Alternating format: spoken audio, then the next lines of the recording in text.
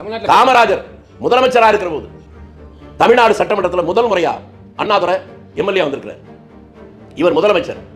அவருக்கு ஒரு டிபேட்ல பேசுவதற்கு அவருக்கு ஒதுக்கிய நேரம் 20 நிமிடம். அவை முன்னவர் சி சுப்பிரமணியம். இவர் சுவாரஸ்யமா பேசிக்கிட்டே போற போது அந்த நேரம் முடிய போற நேரத்தில் சி சுப்பிரமணியத்தை பார்த்து தலையாட்டு நீ குறுக்கிடாத என்றார் காமராஜர். உடுக்க பேசி கிட்டத்தட்ட 1 மணி நேரத்துக்கு நெருக்கமா பேசுறாரு. அதற்கப்புறமா அவருக்கு திருப்தி விடல. அதாவது விலைவாசி உயர்வை பற்றி அன்னைக்கு பேச்சு முடிக்கிற போது அவர் என்ன சொல்றாருன்னா, விலைவாசி உயர்வை பத்தி குடும்ப புள்ள குட்டிக்கிறவங்களுக்கு தான் தெரியும், முதலமைச்சர் ஒண்டி கட்ட, அதனால அவருக்கு தெரியலங்கிற. அப்போது முதலமைச்சர் சிரிச்சுட்டு தான் இருந்தார்.